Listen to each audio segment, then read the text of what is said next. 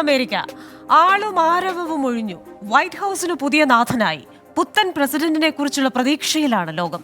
ട്രംപിന്റെ സത്യപ്രതിജ്ഞയ്ക്ക് ശേഷം ലോകം തന്നെ പുതുപുത്തനാകുമെന്ന് പ്രവചിക്കുന്നവരുണ്ട്.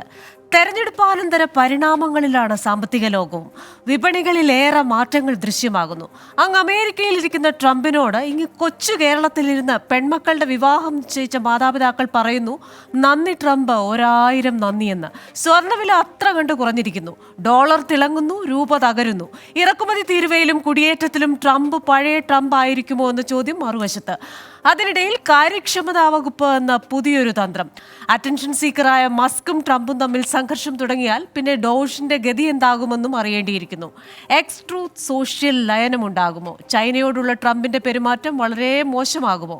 താരിഫുകളുടെ മേജർ ചാർജർ എന്ന ഇന്ത്യയെ വിളിച്ചത് നൽകുന്ന സൂചനയെന്ത്? American dialogue powered by Hedge ന്യൂയോർക്കും ഈ വാരം ചിന്തിക്കുന്നത് ഈ വിഷയമാണ്. Trump 2.0.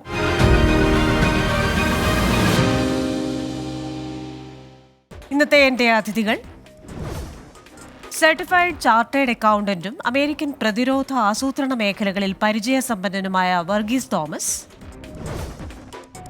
സംരംഭകനും Naperville Area Chamber of Commerce board മെമ്പറും NAACP ഉൾപ്പെടെ നിരവധി സിവിക് ഓർഗനൈസേഷനുകളുടെ ഭാഗവുമായ ഷഫീഖ് അബൂബക്കർ,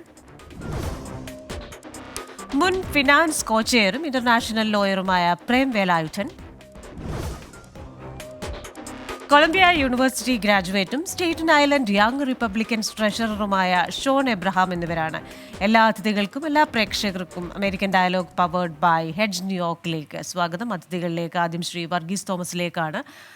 ശ്രീ വർഗീസ് തോമസ്, സ്വാഗതം അമേരിക്കൻ ഡയലോഗിലേക്ക്. എന്തായാലും ആസൂത്രണ പ്രതിരോധ മേഖലകളിൽ പരിചയസമ്പന്നനാണ്. മേഖലകളിൽ കൃത്യമായി എന്തൊക്കെ സംഭവിക്കാനാകുമെന്ന് പ്രവചിക്കാൻ കൂടിയാകുന്ന വ്യക്തിയാണ്. അങ്ങയുടെ പ്രതീക്ഷ എന്തൊക്കെയാണ്? പ്രതിരോധ മേഖലയിൽ ഏത് തരത്തിലുള്ളൊരു നയത്തിലേക്കാകും ട്രംപ് പോവുക? 2.0 ട്രംപിന്റെ മുഴുവൻ പ്രചരണ മുദ്രാവാക്യവും make America first, great again, make America first.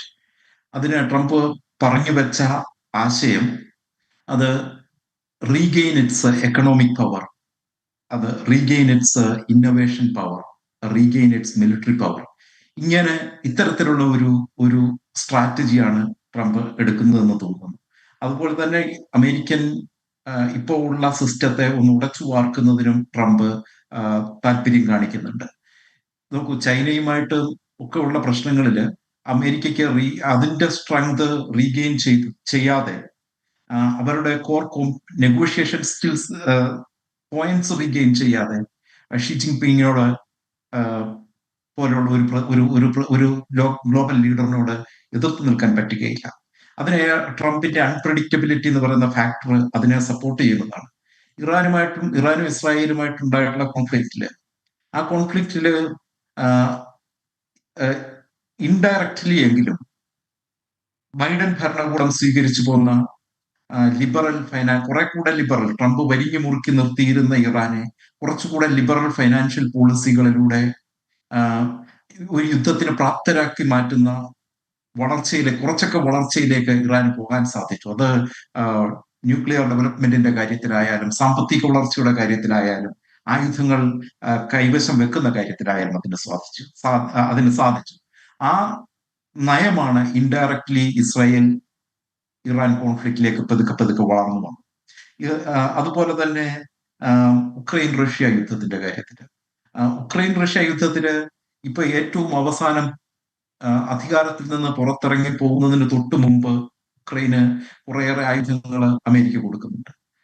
എന്താണ് നാറ്റോയിലേക്ക് ഉക്രൈനെ ചേർക്കേണ്ട ഒരു സാഹചര്യം? ഉക്രൈന് ഒരു എയർഫോഴ്സ് ഇല്ലായിരുന്നു. അവർക്കൊരു എയർഫോഴ്സ് ഉണ്ടാക്കി കൊടുക്കാൻ, ഇപ്പോ കൊടുക്കുന്ന ഇതേ ആയുധങ്ങൾ കൊണ്ട് തന്നെ അവർക്ക് ഒരു എയർഫോഴ്സ് ഉണ്ടാക്കി കൊടുക്കാൻ സാധ്യമായിരുന്നു. നാറ്റോയിലേക്ക് ചേർക്കുന്നു എന്ന് പറയുന്ന ആ ഒരു സാഹചര്യത്തിലേക്ക് റഷ്യ ഒരു യുദ്ധത്തിലേക്ക് വലിച്ചിഴക്കേണ്ടത് പോലുമില്ലായിരുന്നു. അതിനൊക്കെ സാധിക്കുമായിരുന്നതിന് അങ്ങനെയുള്ള സാഹചര്യങ്ങളിലുണ്ടായ ഫെയിലിയറാണ് ട്രംപിന് 2.0 ഇന്നത്തെ രീതിയിൽ എത്തിച്ചത്.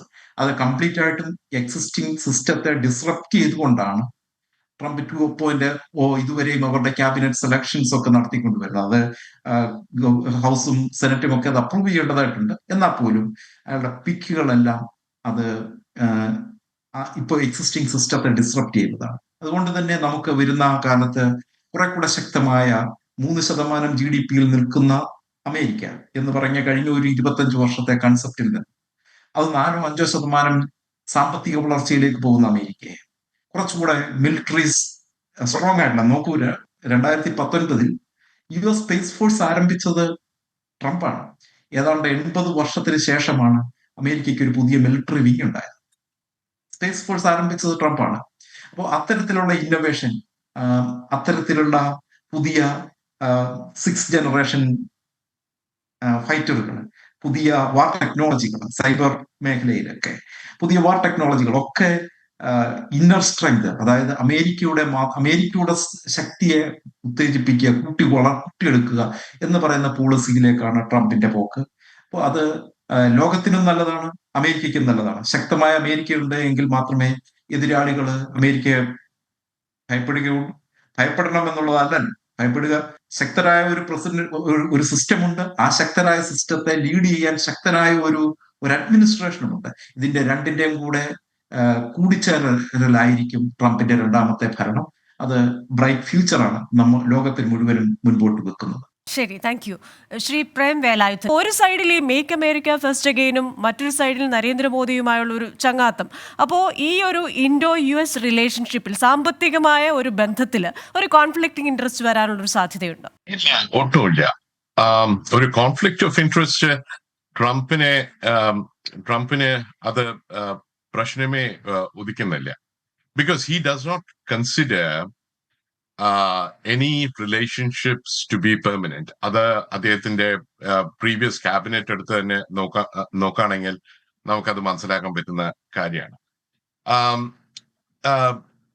ട്രംപിന്റെ മെയിൻ എക്കണോമിക് പ്രയോറിറ്റീസ് എന്ന് പറയുന്നത് ഈ മേക്ക് അമേരിക്ക ഗ്രേറ്റ് അഗൈൻ, ആ ഒരു premise തന്നെ ഒരു എക്കണോമിക് ഐസൊലേഷനിസ്റ്റ് premise ആണ്. പോരാത്തതിന് ഇപ്പോൾ ട്രംപ് പറഞ്ഞിട്ടുണ്ട് up to 60% to 300% tariff increase ചൈനയിലും പിന്നെ ഇന്ത്യക്ക് എതിരായിട്ടുള്ള ടാരിഫ് ഓൾറെഡി നോട്ട് ചെയ്തിട്ടുണ്ട്. India is a huge tariff barrier. അപ്പോ അതിനെ ഒപ്പോസ് ചെയ്യാനായിട്ട് ഇന്ത്യക്കെതിരെ 30 to 40% ടാരിഫ്സ് ഇൻക്രീസ് ചെയ്യാനായിട്ടുള്ള സാധ്യത ഉണ്ട്. Around 30%, 20 to 30%, പിന്നെ certain items-ന് up to 300% വരെ യൂറോപ്പിലേക്ക് ടാരിഫ്സ് ഇൻക്രീസ് ചെയ്യുമെന്നാണ് പറഞ്ഞിരിക്കുന്നത്. അപ്പോ ഈ ടാരിഫ് ലാസ്റ്റ് ഇങ്ങനെ ടാരിഫ് ഇൻക്രീസ് ചെയ്തത് 1920s, 1930s-ലാണ്. അപ്പോ there was a huge tariff war which was very, very unproductive to the United States. ഈ സമയത്ത് ഇപ്പോൾ ട്രംപ് ടാരിഫ്സ് റേസ് ചെയ്യുകയാണെങ്കിൽ അത് വളരെ ഡേഞ്ചറസ് ആണ്. അമേരിക്കയ്ക്കും ഗ്ലോബൽ ആയിട്ട് നോക്കുകയാണെങ്കിലും it's a very dangerous game to play. എന്ന് വെച്ചാൽ ഇപ്പോൾ ഒരു ടാരിഫ് വാർ ഉണ്ടാവുകയാണെങ്കിൽ അത് എല്ലാം രാജ്യങ്ങളും എഫക്ട് ചെയ്യുന്ന ഒരു കാര്യമാണ്. പോരാത്തതിന് ഇപ്പൊ ഇരിക്കുന്ന ഇൻഫ്ലേഷൻ മേളിലോട്ട് പോവുകയാണെങ്കിലും പിന്നെ ഇൻട്രസ്റ്റ് റേറ്റ് താഴെ വന്നില്ലെങ്കിൽ that is going to affect America very drastically. It is going to create unemployment, productivity loss ഉണ്ടാവും. ഇവിടുത്തെ കമ്പനീസിന് തന്നെ പിടിച്ചു നിൽക്കാൻ പറ്റാത്ത ഒരു സ്ഥിതിയാവും. Ultimately, it will go into a cyclical recession. So ഈ സമയം ഈ ടാരിഫിന്റെ ടോക്സ് ഒക്കെ ഡൗൺ പ്ലേ ചെയ്തിട്ട് മൾട്ടിലാറ്ററൽ ട്രേഡ് അതിനെക്കുറിച്ച് സെലക്റ്റീവ് നെഗോസിയേഷൻസിൽ വെച്ച് അതില് പ്രോഫിറ്റ് കാണുന്നതായിരിക്കും ട്രംപിന് ഏറ്റവും നല്ലത്. അല്ലാതെ ഒരു ഗ്ലോബൽ ടാരിഫ് വാറിലേക്ക് പോവുകയാണെങ്കിൽ ഈ അമേരിക്ക ഫസ്റ്റ് എന്നുള്ള ആ ഒരു premise തന്നെ കംപ്ലീറ്റ് ആയിട്ട് നാശമായി പോകുമെന്നാണ് എനിക്ക് തോന്നുന്നത്. Okay, thank you. Shri Shafeeq Abubakar ഒരുപാട് സിവിക് കമ്മ്യൂണിറ്റി ഓർഗനൈസേഷൻസുമായിട്ട് ബന്ധപ്പെട്ട് പ്രവർത്തിക്കുന്ന ഒരാളാണ്. അപ്പോൾ ട്രംപ് പഴയ ട്രംപ് അല്ല എന്ന സൂചന നൽകുന്ന പല കാര്യങ്ങളും ഈ ഒരു രണ്ടാം വരവിൽ നമ്മൾ കാണുന്നുണ്ട്. അമേരിക്കയിലെ പല കമ്മ്യൂണിറ്റീസ് ഉണ്ടല്ലോ, ഈ കമ്മ്യൂണിറ്റീസിനെ എത്രത്തോളം ചേർത്ത് പിടിക്കാൻ രണ്ടാം വരവിൽ ട്രംപിനാവും? ഏറ്റവും ഇൻട്രസ്റ്റിംഗ് ആയിട്ടുള്ള കാര്യം, ട്രംപ് ആദ്യം മത്സരിച്ചപ്പോൾ ട്രംപ് വിജയിച്ചെങ്കിലും ഇലക്ട്രൽ വോട്ടുകൾ കൂടുതൽ നേടിയാണ് വിജയിച്ചത്. പോപ്പുലാരിറ്റി വോട്ട് കുറവായിരുന്നു. രണ്ടാം വരവില് ട്രംപ് ഒരു ലാൻഡ് സ്ലൈഡ് വിക്ടറി എന്ന് തന്നെ പറയാം. പോപ്പുലാരിറ്റി വോട്ടുകളിൽ വളരെ അതിലും മുന്നിലാണ്, ഇലക്ടറൽ വോട്ടിൽ വളരെയേറെ മുന്നിലാണ്. അങ്ങനെ ഒരു അമേരിക്കയുടെ മൊത്തം ഒരു സപ്പോർട്ട് വാങ്ങി തന്നെയാണ് ഇത്തവണ ട്രംപ് രണ്ടാം തവണ വന്നിരിക്കുന്നത്. ആ ട്രംപ് മുമ്പ് വന്ന ട്രംപിൽ നിന്നും വളരെ വ്യത്യസ്തനായിട്ട് ബോഡി ലാംഗ്വേജിലും പുള്ളിയുടെ ഓരോ പെരുമാറ്റത്തിലും സംസാരത്തിലും ഒക്കെ ഉണ്ട്. എന്ന് പറഞ്ഞ് ഇവിടെയുള്ള ട്രംപിനെ എതിർത്തിരുന്നവരോ അത്ര റിലാക്സ്ഡ് ആണെന്നല്ല, അവര് വളരെ കൺസേൺഡ് ആണ്. തീർച്ചയായും ഇപ്പൊ അപ്പോയിന്റ് ചെയ്തിരിക്കുന്ന പല പൊസിഷനിലും ക്യാബിനറ്റ് റാങ്കുകളിൽ വന്നിട്ടുള്ളവരിൽ കുറെയൊക്കെ ഫാർ റൈറ്റിൽ നിൽക്കുന്ന ആളുകളുണ്ട്.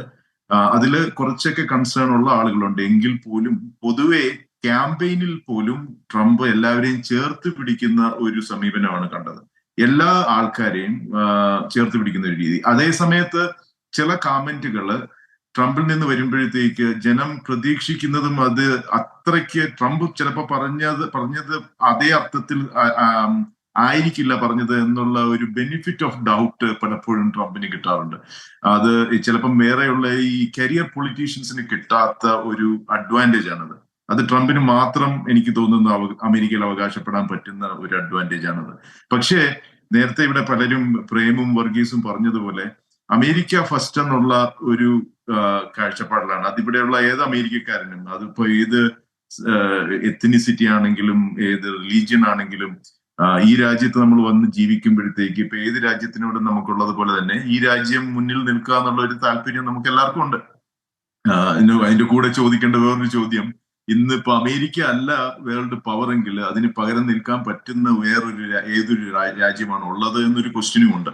അപ്പം അമേരിക്കയെ മുന്നിൽ നിർത്തി അമേരിക്കയെ നമ്പർ 1 വേണ്ടി മറ്റുള്ള അനാവശ്യമായ കാര്യങ്ങളിൽ ഇടപെടാതെ നമ്മുടെ രാജ്യത്തിന്റെ ഇവിടുത്തെ ഇപ്പൊ ഈ അമേരിക്കയുടെ താല്പര്യങ്ങൾ മുന്നിൽ നിർത്തി അതിനുവേണ്ടി പ്രവർത്തിക്കുന്ന ഒരു ട്രംപിന് ഇവിടെയുള്ള എല്ലാവരും തന്നെ താല്പര്യപ്പെടും എന്നാണ് എനിക്ക് തോന്നുന്നത്. അത് കഴിഞ്ഞ 4 കൊല്ലം അദ്ദേഹം ഭരിച്ചപ്പോഴത്തേക്ക് ഈ അൺനെസസറി നോയിസസ് ഇഗ്നോർ ചെയ്യുകയാണെങ്കിൽ overall it was a good administration. Like, I'm not saying everything was great, but there were a lot of things he did great for this country and for the overall world as well. അപ്പം ഈ വരവില് എനിക്ക് തോന്നുന്നത് ട്രംപിന് ഇതിനേക്കാൾ കൂടുതൽ കഴിഞ്ഞ തവണ നേടിയതിന് achieve ചെയ്യാൻ പറ്റിയതിനേക്കാൾ കൂടുതൽ ഇത്തവണ അച്ചീവ് ചെയ്യാൻ പറ്റും എന്നുള്ളതാണ് എനിക്ക് തോന്നുന്നത്. അതിന് പ്രധാന കാരണം ഇത്തവണ executive, judiciary and the houses are also in his hand, like in the Republican പാർട്ടിയുടെ കൂടെയാണ്. അതുകൊണ്ട് കൂടുതൽ ഇത്തവണ അച്ചീവ് ചെയ്യാൻ പറ്റുമെന്നാണ് തോന്നുന്നത്. ഷോൺ എബ്രഹാം, ഇപ്പോൾ ബൈഡനെ ആണെങ്കിലും ട്രംപിനെ ആണെങ്കിലും ഗ്രാൻഡ് ഓൾഡ് പ്രസിഡൻസ് എന്ന് വിളിക്കുന്ന ചില ആൾക്കാരുണ്ട്. അപ്പോൾ ഷോണിൻ്റെ ഒരു ജനറേഷൻ എന്ന് പറയുന്നത് ഒരു ന്യൂ ജനറേഷനാണ്. ഒരു ജനറേഷണൽ ഗ്യാപ്പ് ഉണ്ടാകും. കാരണം ഇത്രയും പ്രായമുള്ള വ്യക്തികൾ നിങ്ങൾക്ക് വേണ്ടിയിട്ടുള്ള പോളിസീസ് ഫ്രെയിം ചെയ്യുമ്പോൾ അതിലൊരു ജനറേഷൻ ഗ്യാപ്പ് ഉണ്ടാകുമെന്ന് പറയുന്നവരുണ്ട്. പക്ഷെ ഞാൻ ഈ ട്രംപിൻ്റെ ഗ്രാൻഡ് ഡോട്ടറിൻ്റെ സ്പീച്ച് കേട്ടുകൊണ്ടിരിക്കുമ്പോൾ ഗ്രാൻഡ് ഡോട്ടർ നടത്തുന്ന ചില ടെസ്റ്റിമനീസ് ഉണ്ട്. ഗോൾഫ് കളിച്ചുകൊണ്ടിരിക്കുമ്പോൾ അല്ലെങ്കിൽ സ്കൂളിൽ ഇടയ്ക്കിടയ്ക്ക് വിളിച്ച് ചോദിക്കുന്ന എൻ്റെ ഗ്രാൻഡ് ഫാദർ, കോൺസ്റ്റൻ്റ് ആയിട്ട് കീപ്പ് ഇൻ ടച്ച് ചെയ്യുന്ന ഒരു ഗ്രാൻഡ് ഫാദർ, എൻ്റെ എല്ലാ വളർച്ചയിലും ഓരോ കാര്യങ്ങളിലും, ഈവൻ എൻ്റെ ലെഷർ, എൻ്റെ എൻ്റർടൈൻമെൻറ്റ്, ഇതിലൊക്കെ ഇൻവോൾവ് ചെയ്യുന്ന ഒരു ഗ്രാൻഡ് ഫാദർ. അപ്പോൾ ഡു യു തിങ്ക് ദാറ്റ് അങ്ങനെ ഒരു ജനറേഷണൽ ഗ്യാപ്പ് ട്രംപിന് ഓവർകം ചെയ്യാൻ പറ്റും? അതേപോലെ തന്നെ യങ്സ്റ്റേഴ്സിന് വേണ്ടിയിട്ടുള്ള പോളിസി മേക്കിങ്ങിൽ ഒരു ട്രൂലി ഇഫക്റ്റീവ് ലീഡറായിട്ട് ട്രംപിന് 2.0 വരാൻ പറ്റും എന്ന് കരുതുന്നു? And that's a great question, and I thank you for asking me that. We've seen him gap and work through that age gap. We saw the president go on many podcasts with very famous people, the Joe Rogan podcast, a lot of podcasts that are run by kids, which was quite a different tactic to what we've seen in previous political campaigns. He is actively going out to reach the younger generation of people. The point you mentioned regarding the granddaughter gives us a behind-the-scenes look at how the president operates.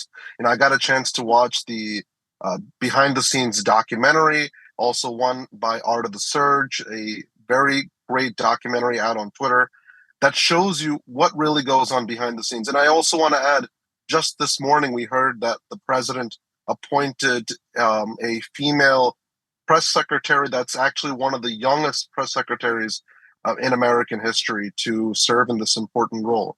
We see a lot of Trump appointees that are on the younger age, and we're going to see more Trump appointments to very high positions in the White House by those in my generation. To add on for policy side, we've seen the president take a great look at those issues that affect our age. Trump mentions the famous line, drill, baby, drill, to lower gas prices, which is affecting Americans all across the generation. You know, he wants to lower gas prices, which in turn should lower the price of food, the price of grocery store items. We also see the Trump proposing major ideas for reducing inflation. Trump wants to go after big corporations and break them down, his antitrust call of action. And we also see Trump taking a tougher action on crime, something that affects a lot of people our age who, you know, going out to enjoy their lives here in New York City or just amongst friends. And a lot of people are concerned about the rise in crime that's taken our country by the hold and by shackles. And we've seen our president hasn't even been inaugurated, hasn't even taken that oath of office yet. We've already seen the country winning. Stock market has gone up. Bitcoin has surpassed $90,000. It's going to reach 100K, hopefully, fingers crossed. We see a lot of people like Elon Musk, someone who we wouldn't even expect to be in the political sphere, entering and trying to guide the president into making the right decisions. And like everyone's mentioned here, this is Trump's second go around. So I'm sure the president is surrounded by great people who will advise him, pick better choices, and make sure that not only is he successful, but our country is successful. So I hope and we know that the president will make the right choices in gapping that age gap and taking care of our people, the American people.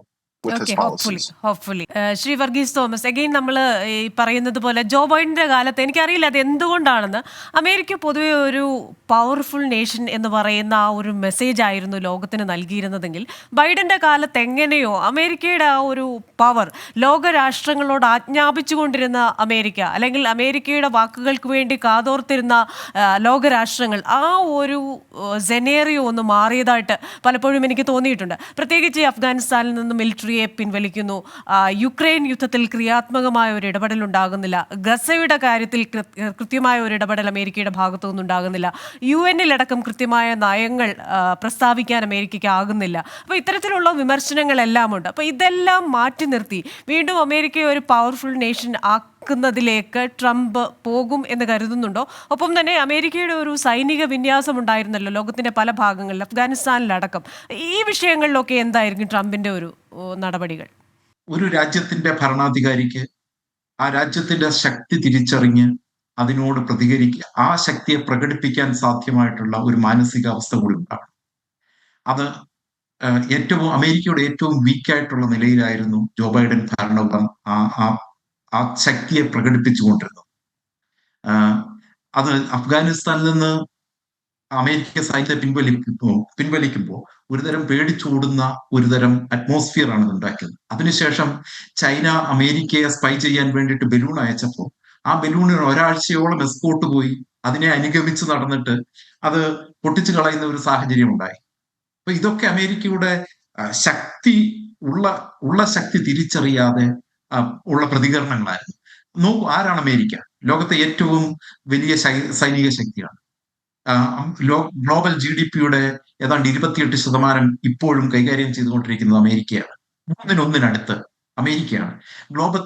Global ലെവലിലെ investment ക്യാപിറ്റലിന്റെ 1/3 35% അമേരിക്കയുടേതാണ്. Global share market, capital മാർക്കറ്റിന്റെ 43% America കൈകാര്യം ചെയ്തുകൊണ്ടിരിക്കുന്നത്. ഇത്തരം ശക്തമായ ഒരു രാജ്യത്തിന് ഒരു ശക്തനായ പ്രസിഡന്റ് ഉണ്ടാവേണ്ടതുണ്ട്. ആ ശക്തനായ പ്രസിഡന്റ് ഞാൻ എത്രയൊക്കെ കൈകാര്യം ചെയ്യുന്ന ആളാണ് എന്ന തിരിച്ചറിവോടുകൂടി ലോകത്തെ നയിക്കേണ്ടതുണ്ട്. ശക്തനായ ഒരു പ്രസിഡന്റ് ഇല്ലാതെയാവും എതിരാളികൾക്ക്, ലോകത്തെ ഡിസ്റപ്റ്റ് ചെയ്യാൻ ശ്രമിക്കുന്നവർക്ക്, ലോകക്രമത്തിൽ മാറ്റം വരുത്താൻ ശ്രമിക്കുന്നവർക്ക് അതിനുള്ള ലൈസൻസ് കിട്ടുകയാണ്. ഇപ്പൊ നോക്കൂ, മാഡം പറഞ്ഞ തുടക്കത്തിൽ പറഞ്ഞ കമന്റ്, നമ്മുടെ വീട്ടമ്മമാർക്ക് മക്കളുടെ കല്യാണം നടത്തുമ്പോൾ സ്വർണത്തിന്റെ വിലയെക്കുറിച്ച് കൂടുതൽ ഖേദിക്കേണ്ടതില്ല. കാരണം കഴിഞ്ഞ ഒരു വർഷത്തോളമായി സ്വർണം നോബൽ മാർക്കറ്റിൽ വാങ്ങിയത് ഗ്ലോബൽ ഫെഡറൽ റിസർവുകളാണ്, അല്ലെങ്കിൽ രാജ്യത്തെ ഫിഡ്യൂഷ്യറി സിസ്റ്റംസ് ആണ്. ആൾക്കാർ പർച്ചേസ് ചെയ്തതല്ല. ഡോളറിന് പകരം ഒരു ഓൾട്ടർനേറ്റീവ് കറൻസി എന്ന നിലയിലേക്ക് ബ്രിക്സ് രാജ്യങ്ങളൊക്കെ നീങ്ങിയപ്പോൾ അതിനെ പ്രിവെന്റ് ചെയ്യത്തക്ക രീതിയിൽ യാതൊരു സ്റ്റെപ്പും ബൈഡൻ ഭരണകൂടം എടുത്തിട്ടില്ല. അമേരിക്ക ഇപ്പോൾ ഈ പറഞ്ഞ പോലെ ഇന്ന് ലോകത്തെ ഏറ്റവും ശക്തമായ രാജ്യമാണ്. അതിന്റെ ശക്തിയെ തിരിച്ചറിയുകയും അതിന്റെ ശക്തിയെ പ്രകടമാക്കുകയും ചെയ്യുന്ന ഒരു നേതാവിനെയാണ് ലോകത്തിന് ആവശ്യമുള്ളത്. അത് ട്രംപ് 2.0 നമുക്ക് പ്രതീക്ഷിക്കാം. ഇന്ത്യക്കാർക്കുള്ള ഒരു ആശങ്ക, അതുപോലെ തന്നെ അനധികൃതമായ കുടിയേറ്റം നിയന്ത്രിക്കുന്നതിൽ ട്രംപിന്റെ നയങ്ങൾ, ഈ ഇമിഗ്രേഷൻ പോളിസി ഒരു വശത്ത്, മറ്റൊന്ന് ഈ പറയുന്ന ഡോഷ് എന്ന് പറയുന്ന പുതിയ വകുപ്പ്. ഇപ്പോൾ ഈ വകുപ്പിൽ അഴിമതി കുറയ്ക്കുക, ഒപ്പം തന്നെ അമേരിക്കയുടെ ബജറ്റ് ഒരു $2 ട്രില്യൺ ചുരുക്കുക. പക്ഷേ ഈ പറയുന്ന മസ്കിനും ഒരു അറ്റൻഷൻ സീക്കർ എന്ന് പറയുന്ന സ്വഭാവമുണ്ട്. അപ്പോൾ ഉടൻ തന്നെ ട്രംപും മസ്കും തമ്മിൽ ഉടക്കി പിരിയുമെന്ന് പറയുന്ന പ്രവചനങ്ങളൊക്കെ ഉണ്ടല്ലോ. ഈ കാര്യങ്ങളിലൊക്കെ എന്തൊക്കെ മാറ്റങ്ങൾ വരാനൊരിടയുണ്ട്? അതോ ഇതൊക്കെ ഈ പറയുന്ന പോലെ വളരെ സ്മൂത്തായി പോകുന്ന ഒരു സാധ്യതയാണോ കാണുന്നത്? ഇത് ട്രംപിന്റെ ലെഗസി പ്രസിഡൻസി ആയ കാരണം കൊണ്ട് അദ്ദേഹത്തിന് കുറച്ച് മാറ്റങ്ങൾ വന്നെങ്കിൽ അത്രയും നന്നായിരിക്കും. പക്ഷേ ട്രംപിനെ എല്ലാരും അറിയുന്ന പോലെ he's a very unpredictable man, and at the end of the day he just focuses on himself. Trump വന്നതുകൊണ്ട് പുതിയതായിട്ട് ഡ്രാസ്റ്റിക് ആയിട്ട് ഒരു പോളിസി ചേഞ്ച് നടക്കാൻ പോകുന്നില്ല. Because Trump is still going to favor Israel. There is going to be action taken against Iran, and Trump is going to ask NATO to pay more for American support. Aid chelipo korchengelum, he is going to ask NATO to pay more. That will actually create an imbalance, which is much more drastic. Appo പോരാത്തതിന് Trump ഒരു കളങ്കിതനായ ഒരു president ആണ് ഇപ്പോഴും. Even though he won a majority and he became he is going to be the president, he is still scarred.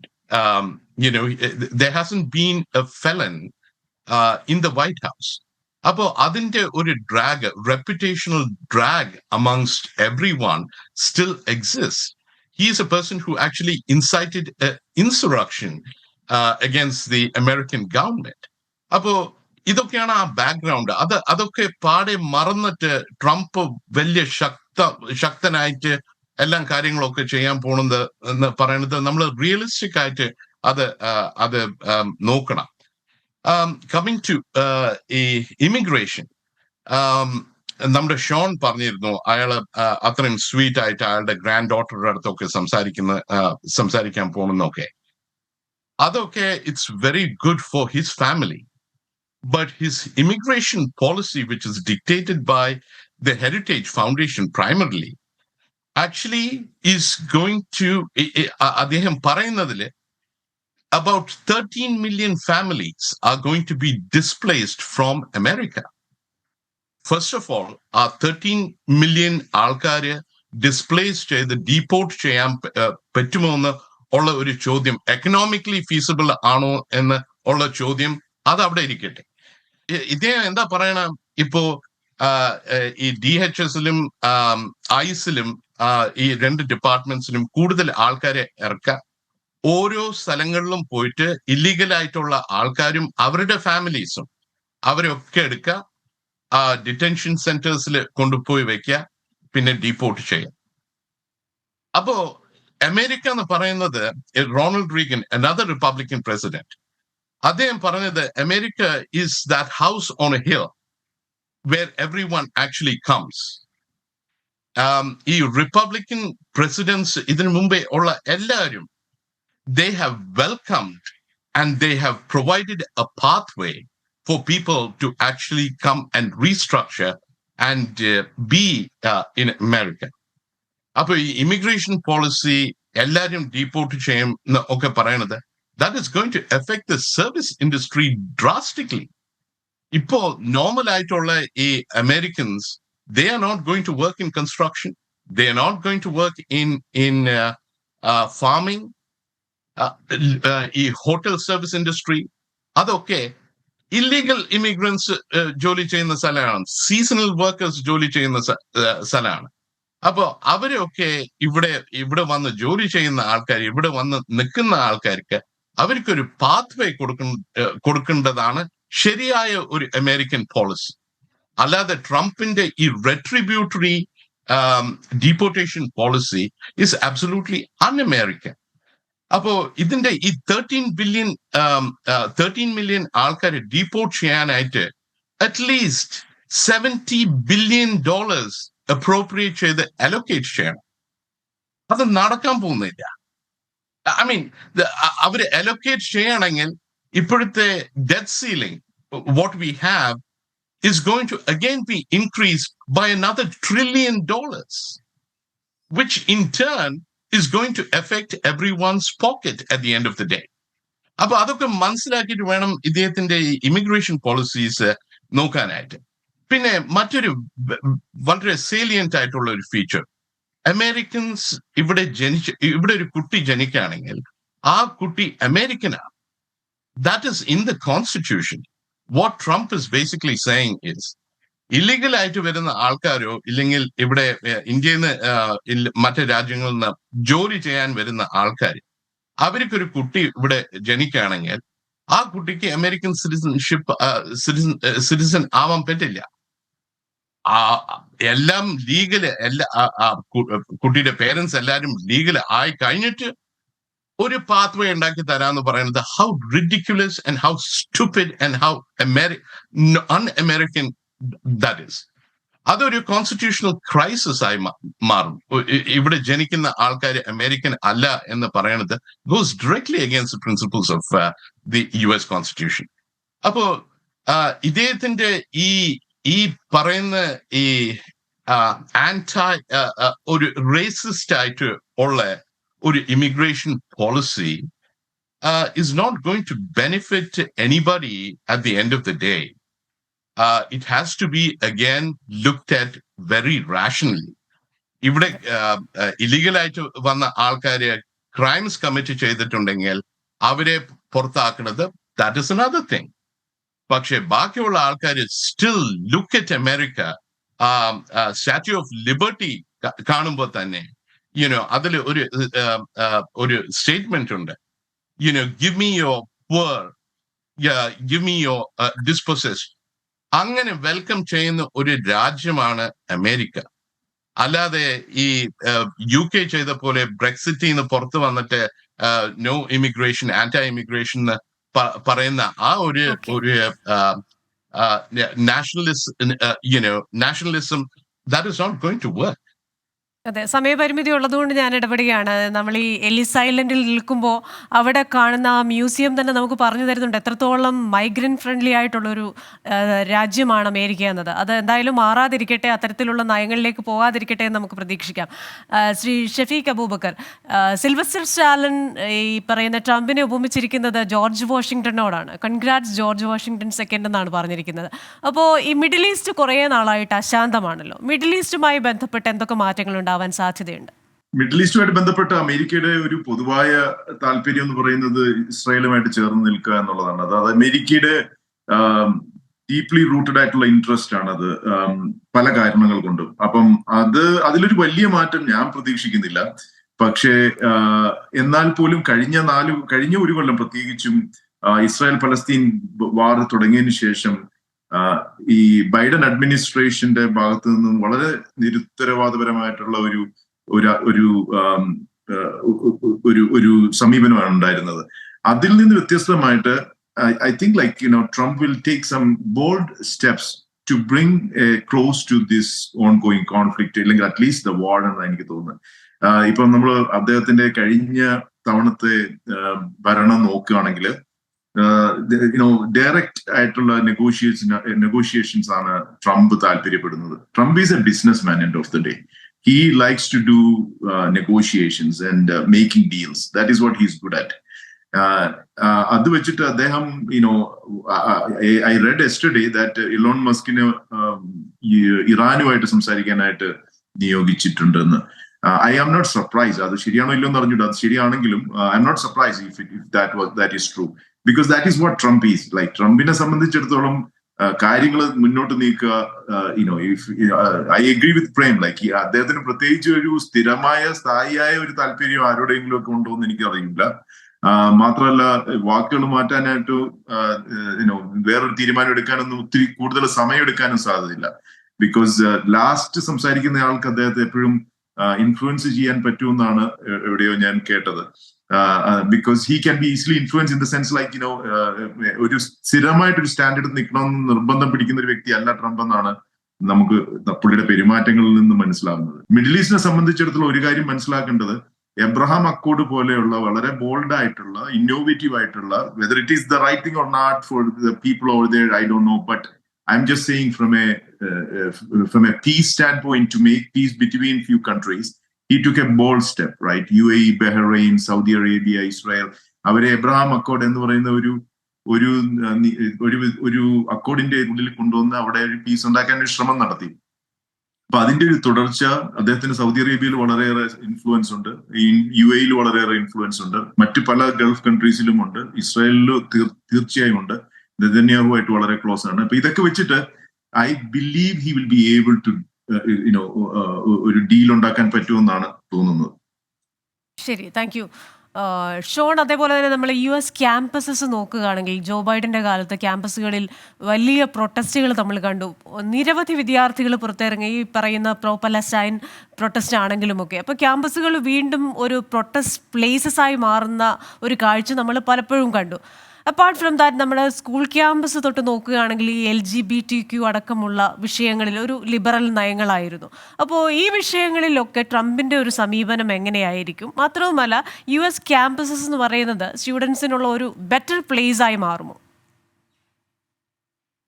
I feel under President Trump, it will be a lot better. We saw the amount of violence, we saw buildings, we saw just monuments being destroyed. Even earlier this summer, under the huge Palestinian protest that was happening in New York City, major universities were being targeted, graduations were being canceled. And we can say under Trump, he wants to rebuild America to its original greatness and to bring back what was already is, unburdened by what has been. And Trump, in his recent proposal, wants to get rid of CRT, get rid of these nasty teachings that are leading our kids astray, and instead bring them back to what was previously. But what I want to add on to what Pram had mentioned regarding Trump's immigration policy, what Trump is looking to do is limit the amount of illegals crossing into the border. I mean, we mentioned Ellis Island during this interview. Ellis Island was a place for legal immigrants to come over to this country. What the president is trying to do is simply one thing: allow legal immigrants to come through while preventing illegals from coming through the border. We see a lot of violent criminals who are coming, and we also see that they're not being checked. I mean, just put it simply. Let's say you have guests coming over to your house. You want to know who's walking into your house. You're not going to leave the door open and let anyone come into your own house. That's the same thing. That's how we should treat our country. The president is looking to do just that. He's looking to reduce crime, and we've seen a lot of illegals that simply are not being checked and vetted. The president isn't going to deport every single illegal that comes through. No, he has already outlined he wants to focus on those that have already committed violent acts. They've already broken the law once, and they've broken it again, and the president wants to curb that. What we have to understand is with education, the president proposed one thing: the states should be responsible for educating the kids. Shouldn't be a federal policy dictating what each and every kid should learn, because parents, in the end of the day, should have the right to choose what their children learns. But parents who are sending their kids to private school, who are unfortunately not getting that federal funding like a public school would. He wants to bring back school choice. He wants to end CRT and wants to give parents the right to choose, not bureaucrats in Washington the right to choose what our kids should learn. And I'm excited for what Trump will do. I mean, as I mentioned previously, and I want to add, Shafiq had mentioned Iran met with Elon. That's true. So we see good things coming out from that Iran deal. Russia had already spoken to Trump and wants to end the Ukraine war. Israel had spoken to Trump and also wants to end the conflict. He's not even in the White House and we're already winning. I mean, I can't get tired of all the winning that's already happening.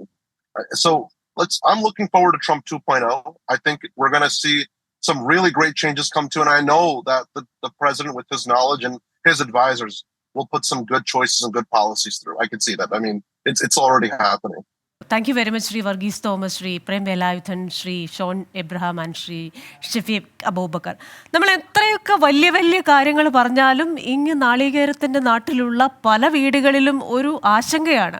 കാരണം ട്രംപിൻ്റെ രണ്ടാം വരവിൽ എന്തായിരിക്കും കുടിയേറ്റ നയം? ആ കുടിയേറ്റ നയത്തിൻ്റെ ഭാഗമായി ഈ പറയുന്ന ടോം ഹോമന് കൊടുത്തിരിക്കുന്ന ഡീപ്പോർട്ടേഷൻ ടാർജറ്റിൻ്റെ ഭാഗമായി തങ്ങളുടെ മക്കൾ തിരികെ വരുമോ?